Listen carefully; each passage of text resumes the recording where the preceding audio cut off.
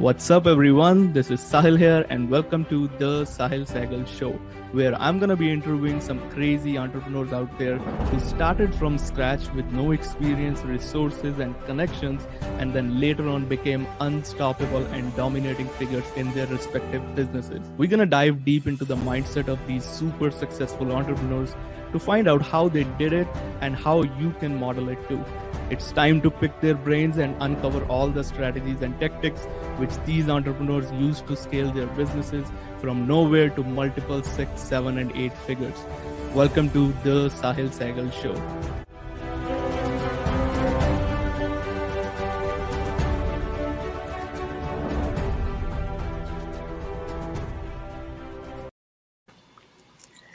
What's up, everyone? Welcome to the Sehgal Show, where we interview some unstoppable entrepreneurs who are dominating figures in their businesses. And Sahil here back again with an awesome, insane guest. The guest we have today on our show is really a special one. Now, if you're in the space and want to learn how to launch, grow, and scale high profit, reoccurring revenue streams, our expert guest is all about it. We have Stu McLaren on our show today. From the past 12 years, he has been working intimately with tens and thousands of authors, speakers, coaches, consultants, and business owners to transform what they know, love, and do into reoccurring revenue. So, without any further ado, let's welcome Stu to our show. Hello. Hi, Stu. Thank you so much for giving your time. It's a pleasure and honor to have you. Yeah, well, thanks for having me. It's great to be here. Absolutely awesome.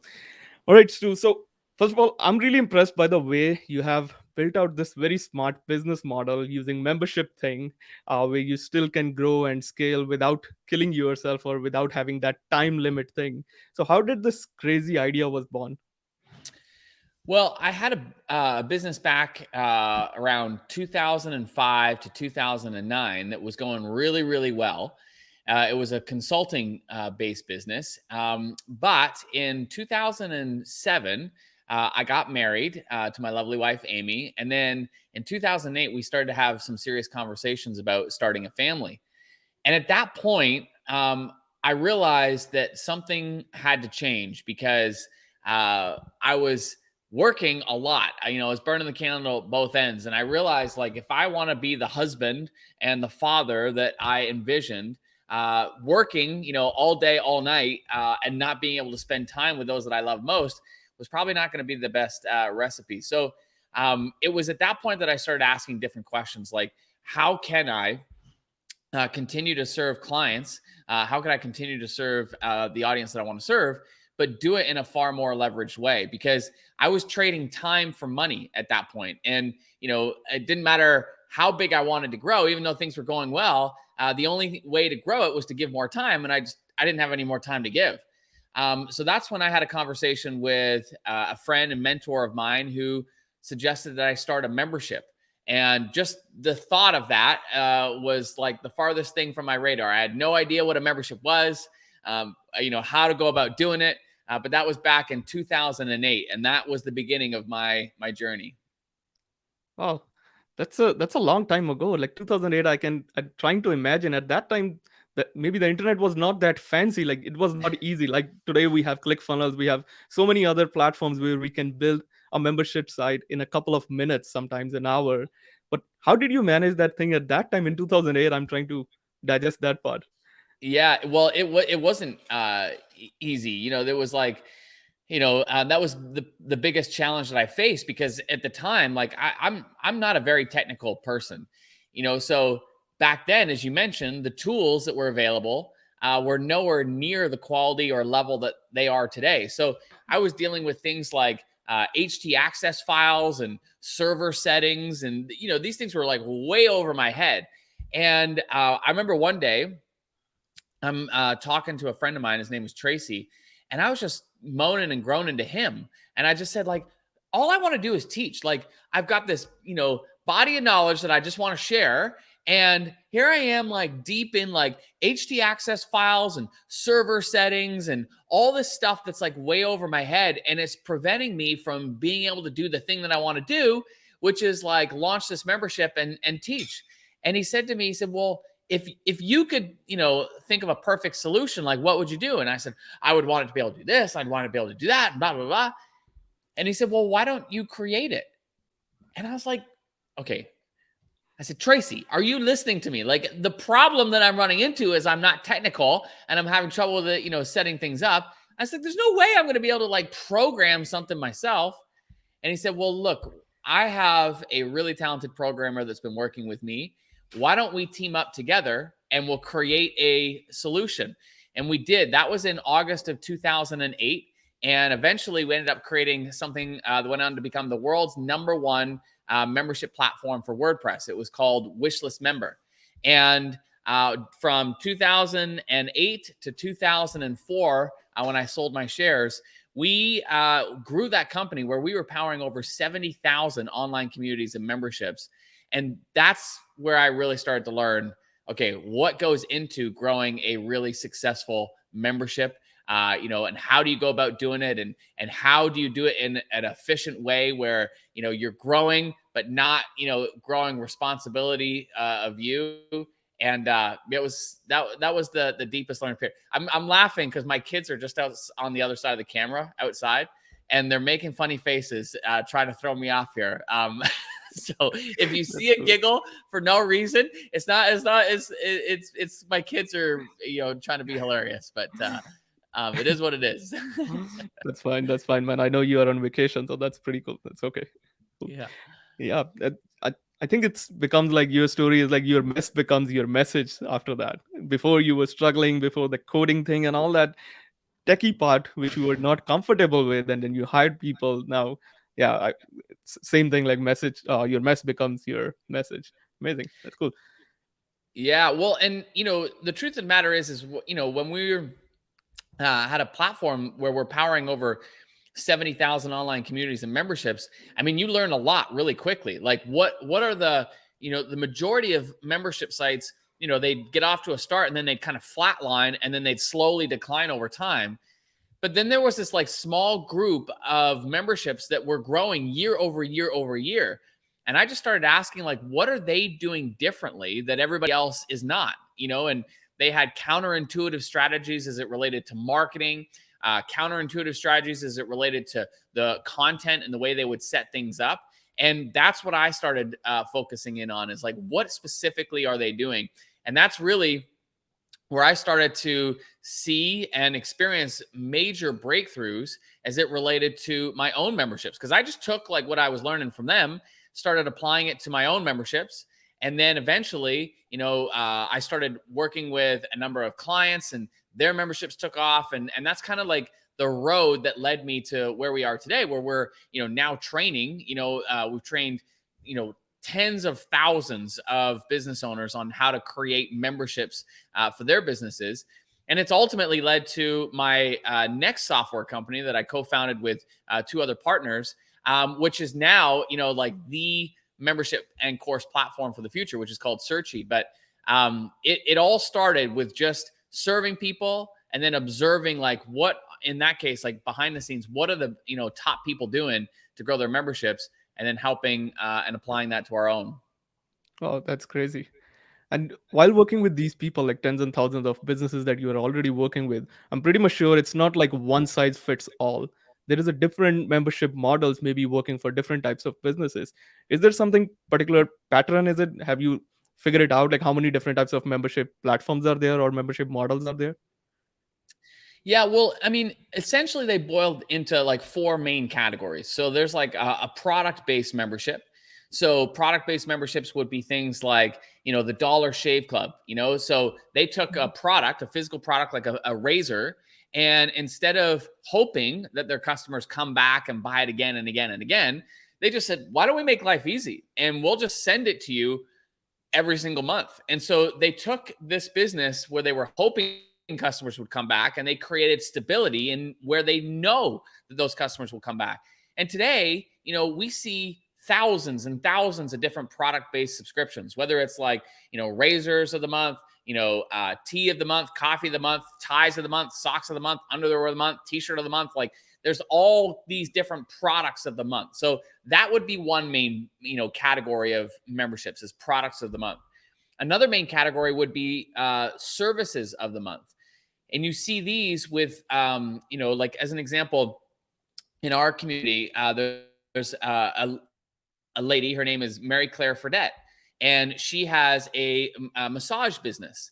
And she did a founding member launch for her membership, and she welcomed a whole bunch of members. And essentially, her offer was, "Hey, listen, you come and get a massage on a pretty consistent basis. If you sign up for the membership, then you get so many massages per month for this particular fee." And it was interesting because this year I caught up with her because she launched this back in 2018. And this year I caught up with her and I was just checking in and hearing from her. And she said to me, Stu, I haven't launched since that first time. And my heart kind of sank. I was thinking, oh no, like what happened? And she's like, well, I didn't have to. She said, like, the business has been so full from our founding members that I don't have any more capacity to book any more clients. And I'm like, that's amazing. She's like, yes, it is. It's completely simplified my marketing. But you see service-based memberships popping up all over the place. Like there's a barbershop in Toronto, as an example. Instead of hoping that their clients come back, they have a membership. Members pay a monthly fee. They can come back. I think it's twice a month that they can get trimmed up. But you see this all over the place. So again, it's shifting the mindset of like, okay, I'm providing this service, but how could I provide it on a recurring basis and serve my clients on a regular basis? So that's another category of memberships. A third category would be knowledge-based memberships. And we see these everywhere. And literally, if you have acquired any type of knowledge, and there are people in this world who are starting to learn what you have already learned. And so we can bridge that gap and help them experience so much more progress by sharing what we've learned in that process. And so this is, I would say, the majority of businesses that we work with take the things that they're already doing and they're turning it into knowledge-based or information-based memberships. And there's memberships in all kinds of categories, from photography and calligraphy to fitness and finance and music and art and health and dog training. Heck, there's Holly George, who has a membership site teaching people how to make balloon animals, for crying out loud. Like, you name it, there's all kinds of different markets. But this would be a knowledge-based membership where you're teaching people how to either overcome an ongoing problem, like lose weight or train a dog, or enhance a relationship. Like, those are challenges and problems that aren't going to be fixed overnight. That it takes time. That's a membership is great for that. And then similarly, there's also a lot of knowledge-based memberships that are teaching people how to do something, like learning how to grow a business or play a guitar or become a better speaker or develop into a better leader or become a better artist. Like, these are all skills. And again, you don't go from not knowing how to paint to becoming the next Picasso like that. Like, that's a journey. It takes time. That's what's perfectly suited for a membership. So if you're teaching people how to solve an ongoing problem, or you're teaching them how to develop a new skill, a knowledge-based membership would be that third category. And then the fourth category, this is really just a community-based membership. It's just where people have a shared interest and they're coming together to be able to have conversation, to be able to discuss those topics. And you see these kind of pop up all over the place, but even at a really high level, like a high level one would be like even masterminds, as an example, like where high level people are coming together, let's say in business, and we're paying either a monthly or annual fee to be part of that group. Now, it's not necessarily that we're there because somebody's teaching us over and over again how to acquire a skill, but we're there because we want to be in connection to that group of people. In the old school days, this would be like country clubs, you know what I mean? Or, but you see these popping up, like you see even like reading groups, where people share love of reading. You see old school, like in the forums and things of that nature. But now in today's age, like, it's kind of gone to another level where there are different perks for these kinds of groups, where maybe they can get member discounts in certain areas and so forth. But the reality of it, a community-based membership, is just people coming together around a central topic. So you got product-based memberships, service-based memberships, knowledge-based memberships, and community-based memberships. That's so true. And we are surrounded with this, like, from in our everyday life. Now I'm thinking about, I'm paying for my, like, when I get to my car wash, they are charging me like $15 per month, and you can get unlimited car washes. I was like, yeah. There are so many things we are paying for our And subscription. we have something similar right across our office. And you think about that for a second. Like every other car wash in the city is hoping that their clients are going to come back, but that car wash and the one across the road from us, they know with certainty that they're going to get paid by however many clients they have at the beginning of the month. And that certainty transforms the way you think about business, because now you are able to make decisions with much more certainty than you would if you were unsure if those clients are going to come back, if they'd get their car washed in that case or what have you. So this is why I believe that every single business around the world must be thinking about, how do I create stability for myself in the form of some kind of a membership or subscription. Wow. That's, yeah, really mic drop moment, and I'm realizing it. What is the importance of having that? Because like I'm a coach as well, and every month we have to press that reset button kind of thing. Like we have to think about, now we need new clients every month coming in order to keep the revenue goal match up with our company. And when if we have a membership side, if we have that kind of stuff, like we don't need to worry about. We just need to worry about how can I get from 100 people to now 200 people or 300 people. That's really amazing. Yeah, and I'll give you an example of that. Like Jennifer Allwood was, somebody in our community, and she had a very much like a launch based, revenue model. But the moment that she structured her membership the way that we advised, it transformed her business and her life, because instead of constantly, like you said, every month she's like in hustle mode, like promotion, promotion, promotion, she could now like kind of take a step back and not have to worry about like always finding. And instead she could just take a second and just like actually serve the people that she was there to serve. And the crazy part about it is that she took her membership and grew it to thousands of members in a very short period of time, because now she had time to breathe. And any promotion that she did do, she could put her full creative energy behind, versus like, when you're scrambling each month, that's what it feels like. You're scrambling. You're just kind of, pulling and hoping, and it's always last minute. Whereas this, when you've got that space, and that's what recurring revenue creates, it creates space both for you to think, but for you to be creative. Any promotion that you do is going to be that much more effective, because you've had the space to be able to properly think about it, create it, and develop it. Absolutely, 100% right. I agree with that. Same thing. Being a coach, I was like, I'm doing launches every month, either this launch, that launch, and now, okay, I have to look into this thing for sure. So the selfish question coming in the mind now: what is the right framework, or I would say, what is the first step for someone to start moving from one-time pay model to a recurring model, according to you? Well, I actually think it's a lot more simple than you may realize. One of the things that we teach in our community is how to do a founding member launch. And essentially what this is it's a fast and easy way for you to be able to launch that membership, to be able to begin generating recurring revenue before you've created anything. And I'll give you a couple examples. Excuse me. So Jamie Bright was she was in our community, and at one of our live events, she was sharing how she had real urgency to launch a new membership, because she was about to deliver her sixth child. 6 kids. I mean, can we just take a moment and just acknowledge Jamie? Like that's incredible.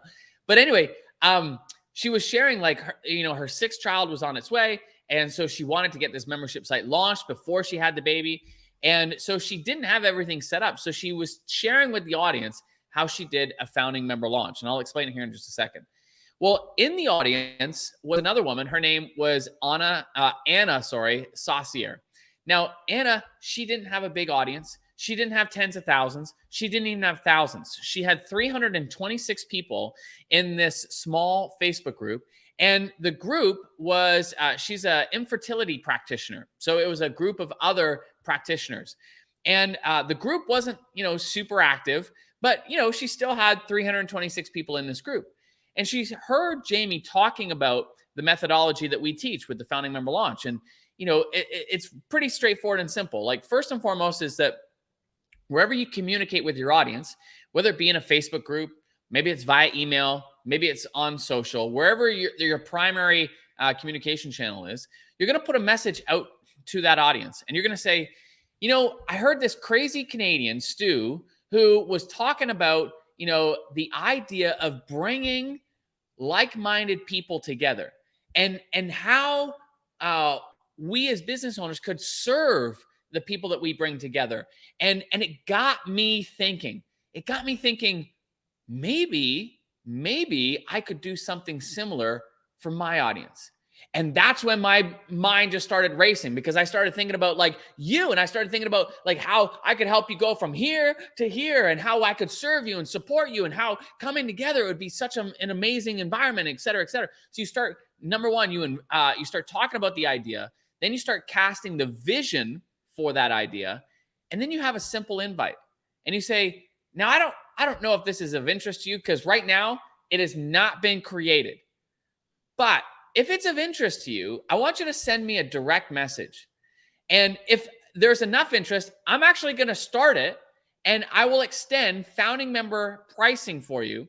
It will be the lowest it's ever going to be. When I eventually launch it, I'll raise the price, but your price will stay locked in at this founding member launch price. So if it's of interest, just send me a direct message. So we've talked about the idea, where it came from. We cast the vision for it. We invited them. We gave them a call to action. Send me a direct message in the DM. And then the fifth step is to follow up. So when people send you a direct message, you say, amazing, here's the link. So in Anna Saucier's case, she's at the live event. She didn't have time to like go create a fancy webinar. She didn't have time to go create a sales page. She didn't have time for any of that. So she made this post in the Facebook group, and then she just said, send me a direct message. People would send her a direct message. She then just sent them a PayPal link. Like, that's how fast and simple this was. And within 24 hours at that live event, she had generated over $5,000 from this teeny tiny audience of 326 people. And she didn't have anything created at that point. And this is a formula and a methodology that we teach over and over and over again. And there are thousands of examples in our community of people who have done this very thing. So for you, you got coaching clients. You know what I would do? I'd go out to that coaching client list and I'd say, I just finished an interview with this crazy guy, Stu. I'm not going to say crazy Canadian, because I'm Canadian too, but he is a little bit crazy. But he was talking about, being able to serve my clients on an ongoing basis. And it got me thinking like how I might be able to do this. And as soon as I finished, I started brainstorming. All these different ideas were coming to me. So I'm just going to throw this out there. I don't know if it's of interest, but this is what I'm thinking. You cast the vision, you invite them to join, and then from there, you start running. So once you have your founding members, you've got all kinds of momentum on your side. Now, a lot of people think about a founding member launch like it's got to be the thing that's got to generate a whole bunch of money. If it generates revenue right from the get-go, amazing. That's like icing on the cake. But the truth of the matter is, what we're really looking for is a small group of people that we can work with to refine what that membership is going to look like. So then when we do officially launch it, we've got that thing dialed in, number one. Number two, we've got stories of real people that we have helped inside the membership, which is your greatest marketing asset, bar none. And that's what creates massive momentum in the beginning stages with a membership. So you don't have to wait. A lot of people think, I got to wait until I got this ready. I got to wait until I got all the content. I got to wait until, I've got an audience of this size. No. Like, all those excuses and reasons to hold back are gone. You just need to get going forward. That's the most important piece of this conversation. Love it. That story is really inspiring. With the 364 members, she was able to build that and launch it. And that's perfectly crafted. You are same thing I think ClickFunnels did at FHL. They gave us 2.0. They were like, you guys are founding members and sign up for this. It's just like, it was free even. No payment. It will get deducted on March or April of next year. Yeah, it makes me realize that now. Well, and that's just it. What was most important to them? They needed people on the platform. They needed, stories. And because they know that that's their greatest marketing asset. And so at the end of the day, like, we as entrepreneurs, it's so easy to get hung up in our head, overthinking, overanalyzing, and it stops us from moving forward. But the truth of the matter is, the clarity, the momentum, all of that is going to come from you just having the courage to just put an idea out there. And here's what's the beauty about this. What if people don't like it? Well, you haven't created anything anyway. people are sending you direct messages. So there's no like public embarrassment. Like, you put something out there and, a whole bunch of people are saying, no, no, no. Like there's none of that. No, it's just safe way to put an idea out and to gauge, the market. Now, if you don't get the response that you're looking for, as I said, there's no harm lost in that. But what it does do is it saved you a whole bunch of time, energy, and effort. Imagine if you had gone and created the membership, and you'd gone through all this effort, and then you put it out there and you got crickets. Like you would have put all that energy towards something that people don't want. Instead, now what we can do is we can refine our messaging. We can refine the offer. We can ask people, what is it about this that doesn't appeal to you? And we can begin to really dial that in anyway, based on the feedback. But until you put something out, you just never know. And you're just guessing and hoping what the market in terms of how the market will respond. This way, at least we know, and we can start building on that regardless. Yeah, that's right. It all comes to like creating before you sell. I always believe whatever I have created is like all pre-selling. You always sell something before you create. You sell an idea, and that's what exactly you said it here. It's all about taking the first step to make it happen, make an announcement, make a validation post or something. That's beautiful. And when Yeah. it comes to Stu, when it comes to like creating knowledge base, that's what we are talking about, knowledge based membership site. I want to break it down a little bit more. How do you plan that, or is there any key pointers or rule of thumb that you keep in mind, like the content should be that long, the deliverables should be this, so that it's not even overwhelming for your audience as well? Well, there's some general rule of thumbs on that. You're right in that the last thing you want to do is overwhelm people. That's the number one reason that people cancel from a membership is overwhelm. So the natural thing is to think, well, I'm just going to load up, my membership with a whole bunch of stuff. Like, for example, I had a conversation yesterday with somebody who has a membership, and the short version is she's made a fundamental error, in that, in her mind, and this is a common mistake. She used to have a whole bunch of like, mini courses, and she just thought, okay, I'm just going to throw them all into a members area. And then I'll have a monthly fee, and people are going to love it because these courses sell for thousands, and they're going to get it for a much cheaper price. No, they don't love it because they're overwhelmed. And when they're overwhelmed, they don't consume it. They don't get any value from it. And then they leave.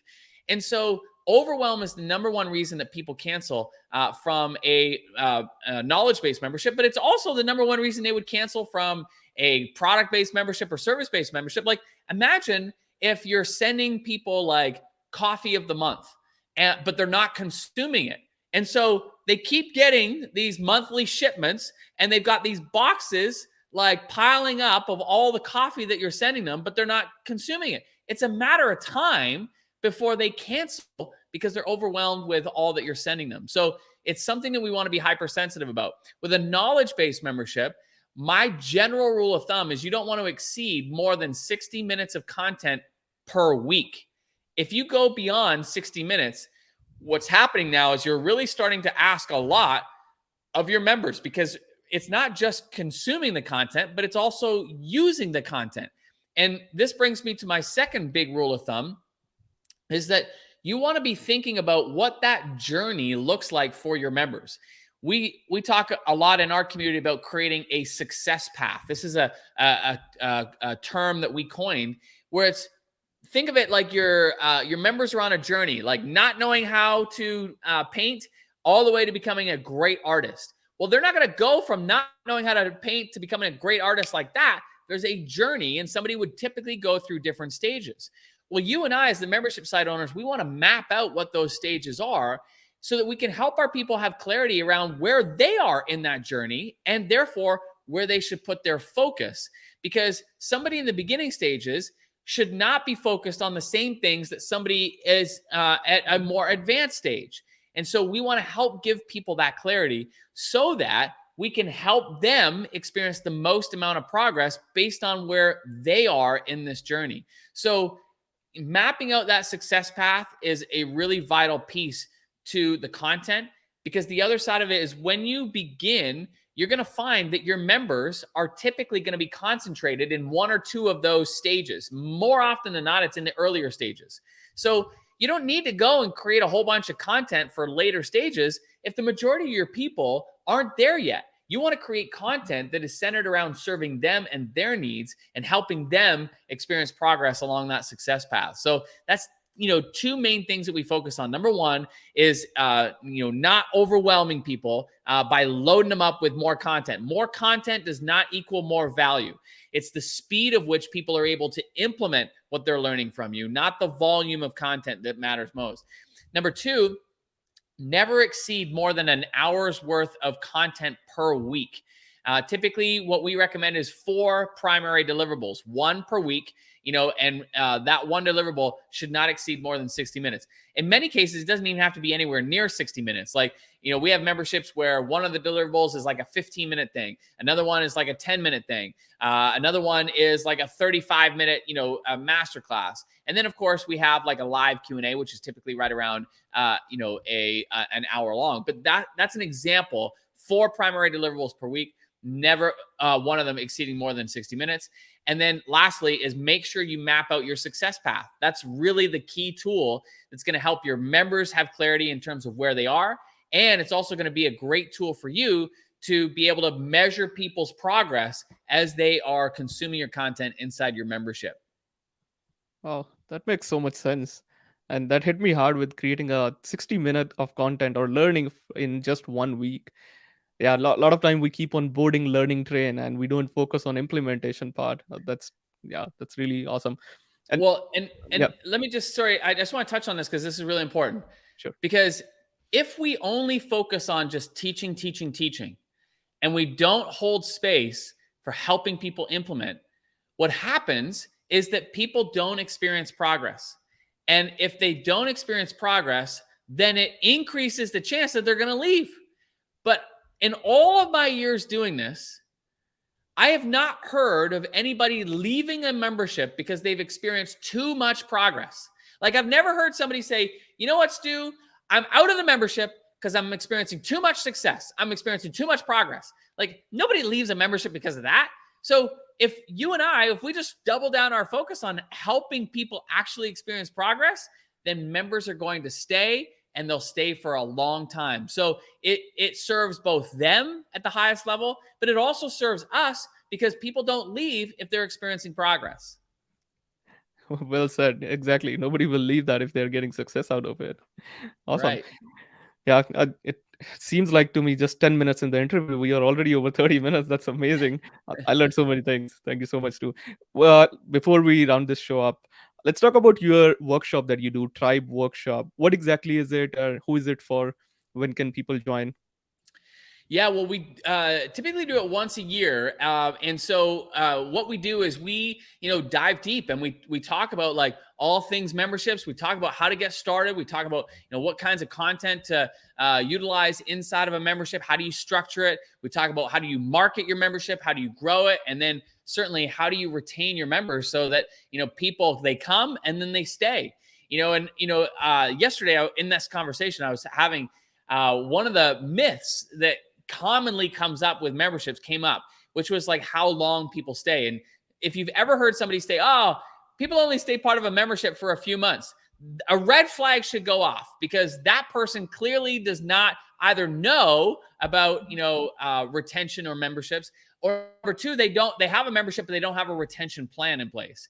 See, people in our community, their members don't stay for months, they stay for years. And when that happens, it completely transforms the return on that membership site. So we focus a lot, not just on like, how to structure the membership and how to grow it and market it, but we also focus a lot on how do you retain your members, because that's really where the profitability is in a membership, is retaining members long term. So the best resource for people to go just to get started and to get the wheels turning is a free resource that we've created called the Membership Guide. If you just go to themembershipguide.com, there I answer the top 10 questions that I get asked about memberships. Not only do I answer them, but we give tons of examples, and there's all kinds of like resources that are included in that. So yeah, people can get that absolutely free by going to themembershipguide.com. Amazing, great. I'll be putting out the link in the under the show notes for people who are watching live or on the replay. You will get that. Make sure you subscribe to that, and that's a free resource, as Stu said. So make sure you get benefit out of it. Thank you so much, Stu, for coming on, giving your time, and sharing so much valuable, not just gold nuggets, it's a diamond nuggets. I got to learn so many things today from this interview. So thank you so much once again. Any last message for our buddy entrepreneurs out there? Yeah, I would just say, you know what, at the end of the day, like entrepreneurship in and of itself is a journey. When I graduated university, if you had told me that I would have a software company, Searchy.io, and I'd be training tens of thousands of entrepreneurs how to grow memberships, I would have laughed. It was the farthest thing from what I was doing, what I was studying at the time, and but that's the beauty of being an entrepreneur. We just never know where it's going to lead us. And my encouragement to everybody is to just take that next right step. Like, just keep moving forward. And because in doing so, you're going to gain clarity, you're going to gain momentum, and what it's going to lead to the thing that's going to lead to the thing that's going to lead to the thing. But if you don't take that first step, then you're just going to be standing there wishing and hoping and remembering what you could have done. And my encouragement to you is just keep moving forward. Just take that next right step and get that momentum on your side. That's awesome. Great. People who are watching again, you got the message from Stu here, right here. So make sure you take the first step, and then in the process, you will find your why. You will find so many things that you maybe have never thought about. Thank you once again, Stu, for coming on, sharing all this stuff. And we will be coming back again with another episode very soon. Stay tuned, guys. Bye. Take care, everyone.